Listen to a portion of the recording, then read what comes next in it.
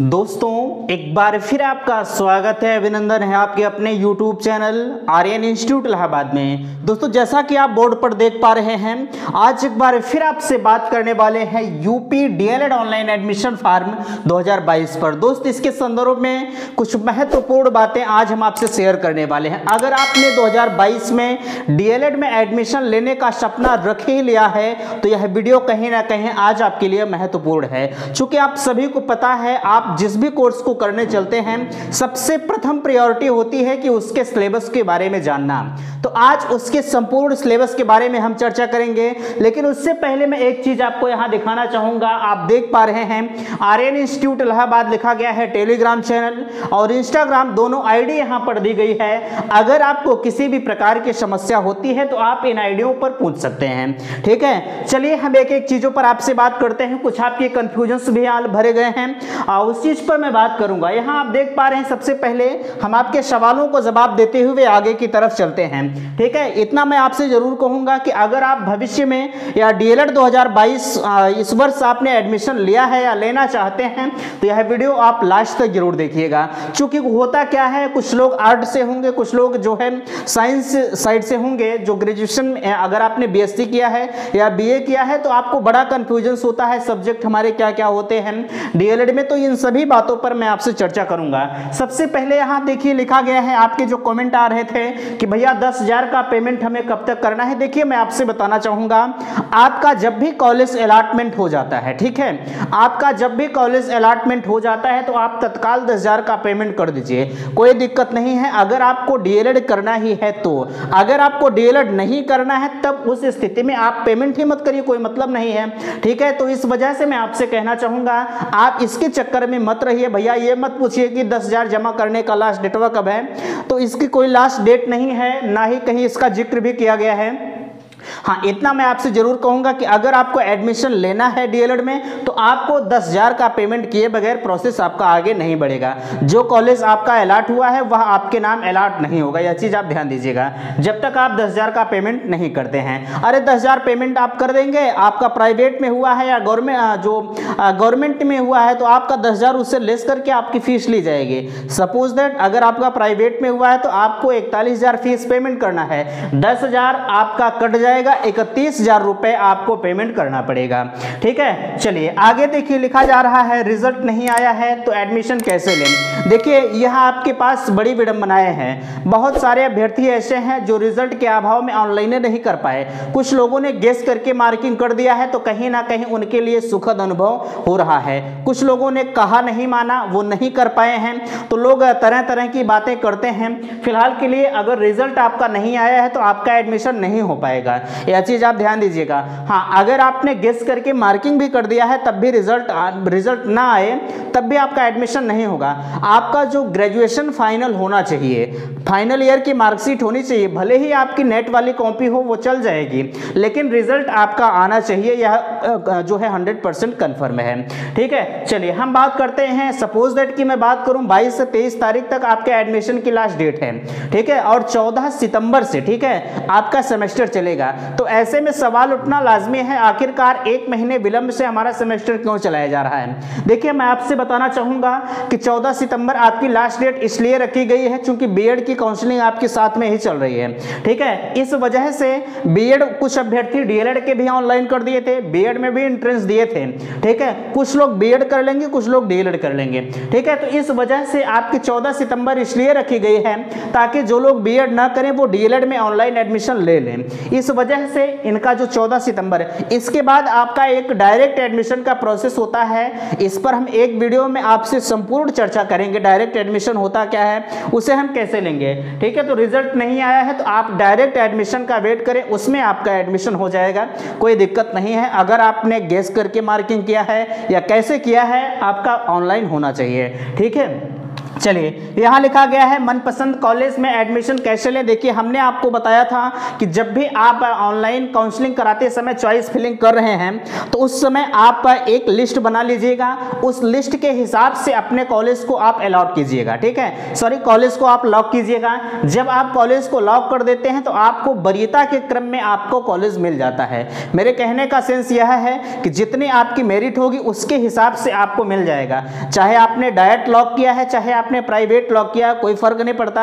आपके मिलेगा तो आपके मेरिट के ही हिसाब से मिलेगा। कुछ लोग को होता क्या है, जिसकी 20,000 रैंक थी उन्होंने पहले ही डायरेक्ट को लॉक कर दिया था, तो वो लॉक करने से कोई मतलब नहीं होता है, ठीक है। भले ही आपने लास्ट दिन लॉक किया हो कोई फर्क नहीं पड़ता, अगर आपकी मेरिट अच्छी है तो सबसे पहले आपको डायरेक्ट के ही क्रम में रखा जाएगा, अगर आपने डायरेक्ट कॉलेज लॉक किया है तो। और जब लॉक नहीं किया है तो जाहिर सी बात है आप कहां से पाएंगे। चलिए यहाँ देखिए हमने फीस प्रक्रिया के ऊपर चर्चा किया था, बड़ा ही कंफ्यूजन आपको है फीस के ऊपर।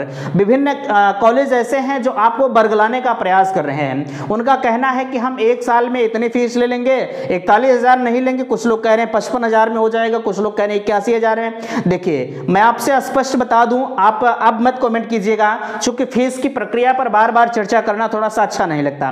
देखिए अगर हम आपसे बात करें, आपका जो डीएलएड होता है वो 2 वर्षीय कोर्स होता है, ठीक है, आपके हर वर्ष में, ठीक है, आपके हर सेकेंड सेमेस्टर के बाद 41,000 रुपए की शुल्क आपको जमा करनी होती है, ठीक है, 41,000 की शुल्क आपको जमा करनी होती है, जिसमें कोई कंसेशन नहीं कर सकता है कोई भी प्राइवेट कॉलेज वाला, भले ही आपका रिश्तेदार होगा तब वो ले लेगा, चूंकि कॉलेज वाले होते हैं वो आपसे वरीयता नहीं देंगे, ठीक है। चलिए हाँ, 41,000 रुपए आपकी फीस है, ये कंफर्म है, इससे कम आपका नहीं लगेगा। दोनों साल की अगर कोई कहता है कि 82,000 हम करवा देंगे तब तो सही है, लेकिन अगर उससे वो कम कह रहे हैं तो कहीं ना कहीं आपके लिए थोड़ा सा खतरा है। इस वजह से आप जहां भी एडमिशन लीजिएगा पहले फीस के बारे में आप जान लीजिएगा। एक चीज और ध्यान दीजिएगा, आप सिर्फ 82,000 ही नहीं लगता है, कॉलेज वालों की हर तरह की अलग अलग फीसें होती हैं, कोई कुछ लेता है कोई कुछ लेता है। हालांकि यह सार्वजनिक मंच है, सब कुछ शेयर करना संभव नहीं है, इस वजह से मैं जरूर आपसे कहूंगा कि जिस भी कॉलेज में आप एडमिशन लीजिएगा सबसे पहला काम आपका होना चाहिए कि उसके फीस स्ट्रक्चर के बारे में हम जान लें, तब आप एडमिशन करवाइएगा, ठीक है। बाकी अगर आपकी सोर्स ऑफ इनकम ज्यादा है तब आप कहीं भी कर सकते हैं, उससे मुझे फर्क नहीं पड़ता, पूछे या ना पूछे तब भी मुझे फर्क नहीं। लेकिन हाँ, अगर मैं आपका नेतृत्व कर रहा हूं, आपको दिशा मैं दे रहा हूं, तो इतना मैं आपको जरूर कहूंगा कि अगर आप मेरी बात मानते हैं तो कॉलेज से आप संपर्क करके तभी आप एडमिशन लीजिएगा, ठीक है। चलिए यहाँ लिखा जा रहा है, इतनी बातें आपको समझ में आई होंगी, फिर भी आपको कंफ्यूजन है तो आप पूछ सकते हैं इंस्टाग्राम पर, टेलीग्राम पर, कहीं भी, ठीक है। अगर आप डीएलएड 2022 में एडमिशन ले रहे हैं तो यह वीडियो आपके लिए महत्वपूर्ण है। नीचे लिखा जा रहा है प्रथम सेमेस्टर के दौरान पाठ्यक्रम का निरीक्षण। देखिए हमने आपसे पहले ही कहा कि अगर आप जिस भी कोर्स को करने जा रहे हैं सबसे प्रथम वरीयता के क्रम में आपके कोर्स का निरीक्षण करना अत्यंत आवश्यक होता है। हमने इस वजह से इसे लिया, कुछ बच्चे साइंस के जुड़े हैं, कुछ बच्चे आर्ट के हैं, सभी का जो सिलेबस होता है डीएलएड में एक ही होता है, भले ही आपने बीएससी किया है और आपने बीए किया है, ठीक है। कुछ लोग होंगे जिन्होंने डायरेक्ट बीए करके आए हैं, कुछ लोग हैं जो बीएससी करके आए हैं, बट एक चीज आप ध्यान दीजिएगा, डीएलएड का जो पाठ्यक्रम होता है वह आपका सभी का एक होता है, चाहे आपने बीएससी किया है चाहे आपने बीए किया है, उससे फर्क नहीं पड़ता है, ठीक है। चलिए यहाँ लिखा गया है सबसे पहला आपका जो आपकी बुक होती है आपके पाठ्यक्रम के निरीक्षण में सबसे पहला पेपर आपका होता है बाल विकास एवं सीखने की प्रक्रिया होती है, ठीक है। बड़ा इंटरेस्टेड चीज है, छोटे से बच्चों का अध्ययन करना होता है इसमें। भैया आप जब डीएलएड करेंगे तो आप प्राथमिक के ही टीचर न बनेंगे, तो इस वजह से बाल विकास एवं सीखने की प्रक्रिया होती है जिसमें आपके 50 नंबर के पेपर होते हैं। समय आपका होता है 2 घंटा, 50 नंबर के पेपर में आपके 25 नंबर लाने अनिवार्य होते हैं। सबसे पहले आप एक बार बुक को देखिए, यहाँ लिखा जा रहा है कि शिक्षण अधिगम के सिद्धांत, ये भी आपका जो है 50 नंबर का होता है, यह चीज आप ध्यान दीजिएगा, ये भी आपका 50 नंबर का होता है। आगे आप देख पा रहे हैं लिखा जा रहा है विज्ञान, ठीक है, विज्ञान 25 नंबर का होता है। आप देख पा रहे हैं शिक्षण अधिगम का सिद्धांत 50 नंबर, और इसमें आपको 25 नंबर पाने की आवश्यकता होती है पास मार्किंग के लिए, ठीक है। आप 24 पाते हैं तो फेल हैं। यही समस्याएं होती हैं कि जो प्रशिक्षु होते हैं उनके पास समस्या ये हो जाती है कि वो बेचारे 24 नंबर नहीं पा सकते, ठीक है। कभी कभी समस्याएं होती हैं, खैर अगर आपके पास दिमाग है तो आपको पास करने में कोई दिक्कत नहीं होती है, यह चीज आप ध्यान दीजिएगा, ठीक है। चलिए आगे हम बात करते हैं विज्ञान के ऊपर। तो विज्ञान आपका 25 नंबर का होता है, जिसमें आपको 12 नंबर पाने की आवश्यकता होती है। अगला है आपका चौथा पेपर गणित होता है। गणित में भी आपको 25 नंबर और 12 नंबर पाने की अत्यंत आवश्यकता। ठीक है, आप सामाजिक विज्ञान को देख पा रहे हैं। सामाजिक विज्ञान 50 नंबर, 25 नंबर पाने की आवश्यकता। हिंदी को आप देख पा रहे हैं, हिंदी भी आपकी जो होती है वह भी 25 नंबर की, 12 नंबर पाने की आवश्यकता। संस्कृत हो गया 25 में 12, और यहाँ कंप्यूटर देख पा रहे हैं, कंप्यूटर 25 में 12। ठीक है, इतने सब्जेक्ट होते हैं। नीचे यहाँ एक शारीरिक शिक्षा लिखा गया है। शारीरिक शिक्षा का कोई पेपर नहीं होता है, इसमें आपको इंटरनल मार्क मिलते हैं। मीन्स आपके कॉलेज वाले 50 नंबर में आपको कितना नंबर देते हैं, यह आपके कॉलेज वालों या आपके छवि पर निर्भर करता है कि आपने कॉलेज में किस प्रकार से अपनी रवैया को पेश किया है।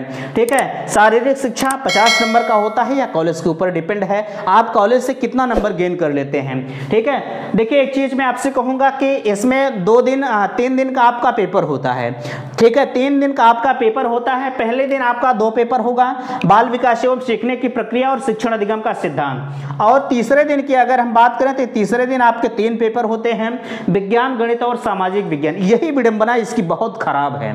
ठीक है, एक दिन में 3 पेपर कराना बड़ा मुश्किल काम होता है, लेकिन हमारी और आपकी मजबूरी होती है कि देना पड़ता है। ठीक है, इसके बाद आगे हम बात करते हैं, हिंदी हो गया, संस्कृत हो गया, कंप्यूटर हो गया। 3 पेपर आपके लास्ट दिन होते हैं। यही समस्याएं अभ्यर्थियों के पास होती हैं कि पेपर देने में थोड़ी सी असहजता महसूस करते हैं। यार एक दिन में 3 पेपर देना बहुत बड़ी बात होती है, भले से ही आपका 1 घंटे का हो। 50 नंबर का पेपर आपका 2 घंटे का होता है, और 25 नंबर का पेपर आपका 1 घंटे का होता है। ठीक है, 1 घंटे का 25 नंबर का और 50 नंबर का 2 घंटे का होता है। इतनी चीजें आपको समझ में आई होंगी। हमने आपको बताया है 50 नंबर में आपको 25 नंबर पाने की आवश्यकता है, और 25 नंबर में आपको 12 नंबर पाने की आवश्यकता है। अगर आप 11.5 पाते हैं तब वो आप फेल होंगे। ठीक है, तो इस वजह से आप 12 नंबर की कोशिश, आप 12 नंबर का है। ठीक है, आप जितना ज़्यादा से ज़्यादा गेन कर सकते हैं आप उतना ज़्यादा से ज़्यादा नंबर पाइएगा। चूंकि डीएलएड में होता है परसेंटेज थोड़ा सा बहुत अपर जाता है, बहुत परसेंटेज मायने रखता है, अच्छा होता है, आपको नंबर ज़्यादा मिलता है। ठीक है, अगर आप लिखते हैं तो एक नंबर का क्वेश्चन आता है। ठीक है, 25 नंबर में तो आपको हमें लगता है कि ये 12 से 13 क्वेश्चंस आपको एक नंबर के मिल जाएंगे।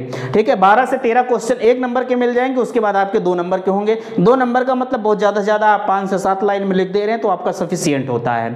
ठीक है, चलिए इतनी बातें आपको समझ में आई होंगी। और भी चीज़ें यहाँ बची हैं और हम आप इससे चर्चा करेंगे। जैसे अब सवाल उठता है, आपने इतनी चीज़ों को देखा, अब ऐसे में सवाल उठना लाजमी है कि आखिरकार हमारा जो डीएलएड प्रथम सेमेस्टर का पेपर होता है वो टोटल कितने नंबर का होता है। देखिए मैं आपसे बताना चाहूँगा, आपकी जो परीक्षा होती है एक्सटर्नल स्तर पर, ठीक है, यानी सभी का सेंटर जाता है, चाहे वो बॉयज़ हो चाहे वो गर्ल हो। ठीक है, तो अगर हम बात करें आपसे, आपका टोटल जो डीएलएड का प्रथम सेमेस्टर का पेपर होता है वह कितने नंबर का होता है, तो मैं आपसे बताना चाहूंगा 275 नंबर का। ठीक है, 275 नंबर के आपके पेपर होते हैं, यह चीज आप ध्यान दीजिएगा।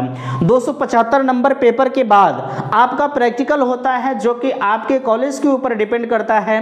250 नंबर का आपका प्रैक्टिकल होगा। ठीक है, 275 यहाँ हुआ और आपका 250 आपका प्रैक्टिकल हो गया। ठीक है, 250 आपका प्रैक्टिकल हो गया। उसके बाद 100 नंबर की आपकी टीचिंग होती है। मीन्स ये भी 100 नंबर आप प्राथमिक स्तर से लेके आएंगे। 1 महीने की आपका प्रशिक्षण होता है। प्रशिक्षण आपका इसके लास्ट में लगेगा। 14 सितंबर से जब आपकी परीक्षा चालू हो गई तो 4 और महीना बीतने के बाद आपका प्रशिक्षण लगता है प्राथमिक विद्यालय में। 30 दिवसीय कार्य, 30 दिन आपको वहां कार्य करना पड़ता है। ठीक है, 30 दिन के बाद फिर से आप रिटेन अपने विद्यालय में जाते हैं। 100 नंबर का आपका टीचिंग होता है। अब 100 नंबर के टीचिंग में आपके हेडमास्टर साहब कितने नंबर देते हैं वो उनके ऊपर डिपेंड करता है। मैं सपोज दैट की बात करूं कि आपने 100 नंबर पाया। ठीक है, 100 नंबर पूर्णांक आपका होता है, जिसमें आपको 60 नंबर पाने की आवश्यकता होती है। अगर आपको 60 नंबर मिल रहा है तो आप पास हैं, अन्यथा की स्थिति में आप टीचिंग में भी फेल होते हैं। वैसे टीचिंग में कोई फेल नहीं होता है, बहुत नंबर लेके आते हैं। ठीक है, चलिए हमने कहा आपसे 100 नंबर तो आपके हेडमास्टर साहब दे दिए। उसके बाद 100 नंबर आपके कॉलेज के ऊपर डिपेंड करता है, वो भी टीचिंग में देते हैं। तो अब इसे आप जोड़ लीजिए, टोटल हो जा रहा है 5, आपका 7 5 12 हो गया, और यहाँ देखिए 2 2 4 2617, ठीक है। 725 नंबर का आपका पेपर होता है डीएलएड प्रथम सेमेस्टर के दौरान, ठीक है। 725 नंबर में अब आप कितना नंबर लाते हैं यह आपके ऊपर डिपेंड करता है। इतनी बातें आपको समझ में आई होंगी। अच्छा, एक चीज और मैं आपसे कहूंगा, यहाँ जितने भी सिलेबस आपके हैं डीएलएड प्रथम सेमेस्टर के दौरान सभी की क्लासें इस चैनल के माध्यम से अनवरत आपको प्रोवाइड की जाएंगे। आप डेमो के तौर पर देखना चाहते हैं तो प्रथम सेमेस्टर में हमने कुछ चैप्टर को आपको पढ़ाया हुआ था, बीच में कुछ व्यवधान उत्पन्न होने के कारण से मुझे स्थगित करना पड़ा, लेकिन इस बार हमने यह सोच रखा है कि अगर हमने आपका वीडियो उठा ही लिया है तो आपको लास्ट तक ले जाएंगे, ठीक है। उम्मीद करते हैं कि वीडियो आपको पसंद आया होगा। प्लीज किसी भी प्रकार के कंफ्यूजन्स के लिए टेलीग्राम चैनल, इंस्टाग्राम चैनल, कहीं पर भी आप मैसेज डालिएगा, आपका समय रहते हुए जो है आपको इसका रिप्लाई जरूर मिलेगा। वीडियो पसंद आया होगा तो लाइक शेयर कमेंट के माध्यम से आप जो है मुझे जरूर बताइएगा। वीडियो यहीं समाप्त करते हैं। थैंक्स, धन्यवाद।